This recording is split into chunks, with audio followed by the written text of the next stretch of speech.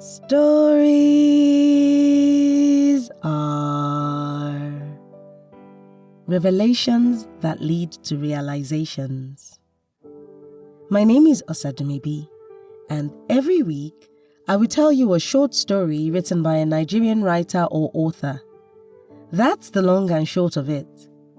So without much ado, this week's story is by Ehighocho Ruth James, and it's titled Bestie, Bestie.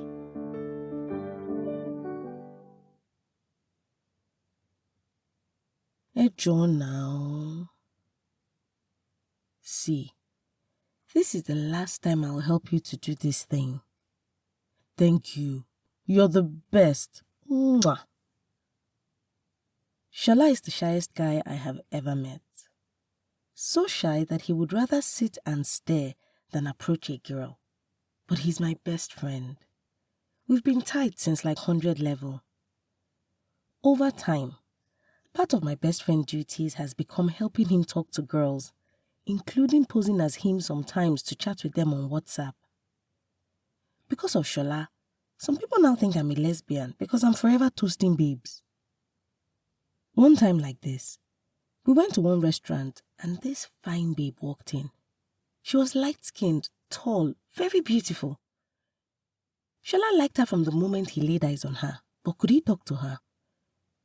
So as always, he begged me to help him. My reward usually ranges from sweet treats, packs of Bounty chocolate and a big bowl of ice cream, to outings in exotic restaurants. But for this light-skinned babe, he promised to give me cash.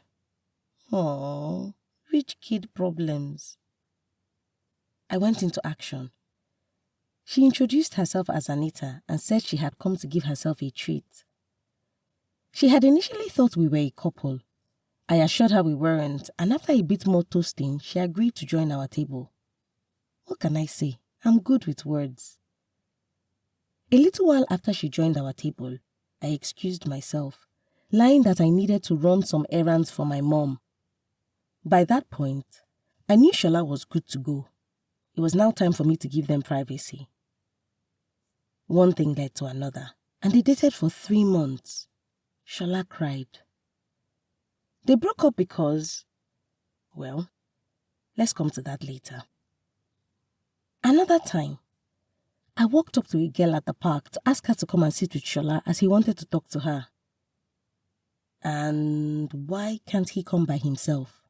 The girl asked me. I wasn't feeling myself that day, so I replied with the dumbest thing I could think of.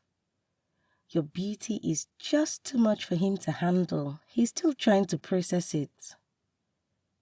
Yeah, she laughed out loud. When she picked up the bottle of Coke she had been drinking, I thought she wanted to follow me to where Shola was sitting. Instead, she emptied it on my head. On my bone straight. Chai! You better believe I made sure Shola bought another one as his apology gift to me. After Shola replaced my bone straight, I told him I was done. He had to man up. The worst a girl could say is no.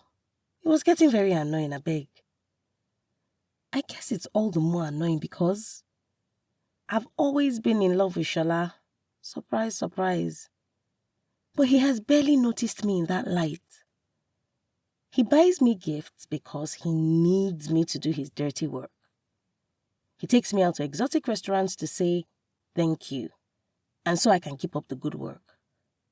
Pinterest. But he gives me random forehead kisses and bear hugs. We talk every day about everything and anything. He's my confidant, and I am his. I've watched him cry and laugh. I'm always his go-to person. He's so free with me. But he has never seen me as dateable. Sometimes, I wonder if he wants to date me, but is too shy and would need another person to help him ask me out. Why are you not moving? The girl is actually about to leave. Please now. Shola had been begging me for the past 10 minutes. For some reason, I did not move. I just sat there, staring at him. Shola, I'm in love with you, I suddenly blurted out. He opened his mouth and closed it. Literally opened and closed his mouth. Shamelessly, I continued. I have always been in love with you. I have had failed relationships because of you. It's just sad that you never want to be with me. He opened his mouth and closed it again. I'm not even joking. He literally opened it and closed it. I continued. Remember Anita? She came into your life and you totally abandoned me for 3 whole months. I had to do something, so I sent pictures of you sleeping on my thighs to her. I sent a few other cozy pictures to convince her we had more going on than the bestie thing.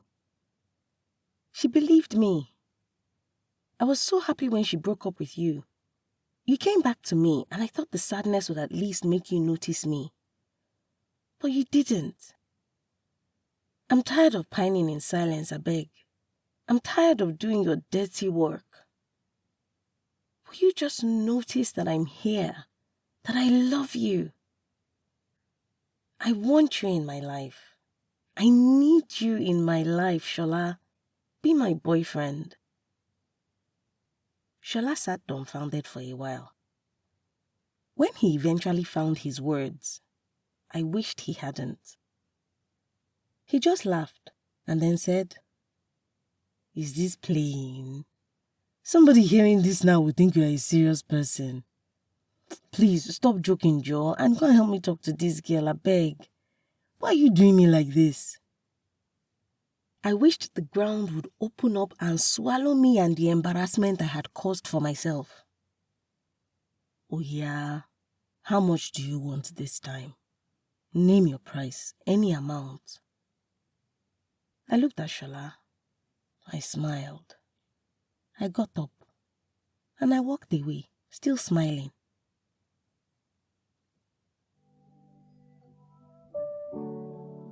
Ehighocho Ruth James is a writer who resides in Port Harcourt, Rivers State. She is a medical doctor with a passion for mental health. You can read more of her work on Medium at Ehighocho and connect with her on Instagram at Ehighocho and on X, formerly Twitter, at Ehighocho. Details and links will be in the episode description. If you've got a story you would like to be featured on this podcast, or a published book you want to make into an audiobook, send an email to info@osadumebi.com or send me a message at Osadumebi on either Facebook, Instagram, LinkedIn, or X, formerly Twitter. I look forward to collaborating with you.